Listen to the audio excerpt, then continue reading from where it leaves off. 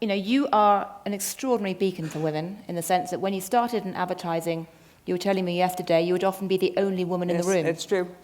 Which is something which, these days it's worth remembering. How have you managed to do it as a woman? And do you believe that women can have it all, or do you accept the Sheryl Sandberg's thesis that people just have to try a bit harder?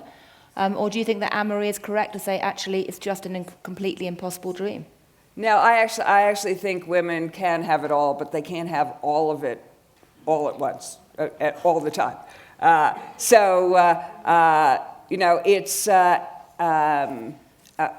think that where we are today, and I was actually a little surprised that the whole issue has come up again, because I think where we are is that we have, as women, we've won the right to sort of choose our own path, that we're free to choose our own path. We've proven we can do it. I don't think there's anyone now who believes a woman couldn't be president of the United States, a woman couldn't be a CEO, a woman couldn't be the president of an Ivy League university. I mean, you just think about what people thought 10 years ago and where they are now. So I don't think we have to prove it anymore.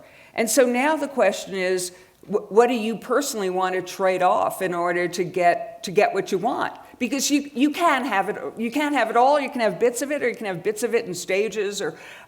So I think it's not a question so much of women not being that it's a myth. I don't think it's a myth. I actually think it's true. Look at my own life. I mean, my husband. You have 3 children? I have 3 children. Yeah. I've been married to my wonderful husband, who's sitting here for over 40 years.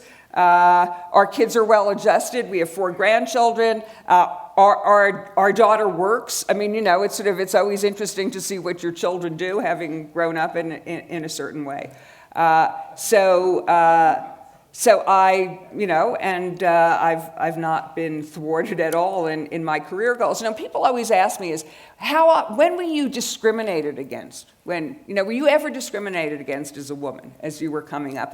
And the truth was that I would walk into rooms and I was the only woman, and I was the first woman who represented the agency to clients who were all men, and I never, with one small exception, years ago, I never at any one moment had a client say, I don't want to work with that person because she's a woman. Ever. Even back in 1972, when women were odd in the workplace. And you came in just a fraction after the Mad Men heyday. Yes. But were there still a lot of martinis and tight sweaters? Well, here's what happened. I thought I missed all the fun. I was Mad Men was about 15 years when Mad Men started, the first series. It was about 15 years before I was in the business, and there were lots of martinis, but they weren't in the office. That's what happened in the 15 years. They all went across the street, so there was as much drinking. And there was probably as much sex, but it was all now outside of the office instead of inside the office. But I think one of the things that Mad Men nailed, based on my own experience coming in 15 years later, is the role of women. I think they got that. And there was not one woman at Ogilvy when I joined who was in an executive position, and there were some of them in a professional position, who had not started as a secretary. Wow. Every single one of them had started as a secretary. And so it was that's just the way it was. Yes, well, it's a very good reality check for, current women working, who like to complain about how difficult it is, just to remember, the kind of struggles that people like you had to go through, and do so with a great big smile. Yeah. So. No, but it was great. I said I always had this enormous power. I was aware of it at the time. But just imagine, first of all, most of the products that we were selling at the time that we were advertising were products that were directed to women. So you have to. So picture this conference room. There are 12 men sitting around a table, and me, and they're pontificating about sanitary napkins. Actually, it was true. Kotex at Kimberly Clark had no women working there.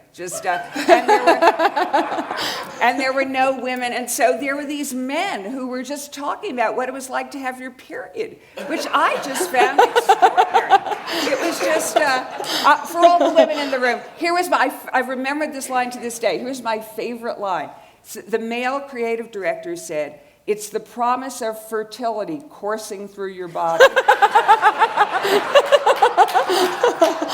and you, sir, obviously have never had your period. And so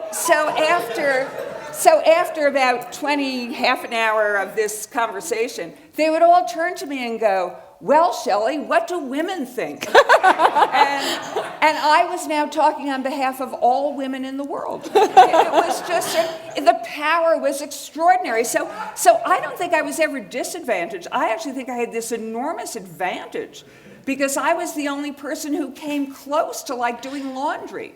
Not that I did it that often, but at least I had the potential of doing laundry.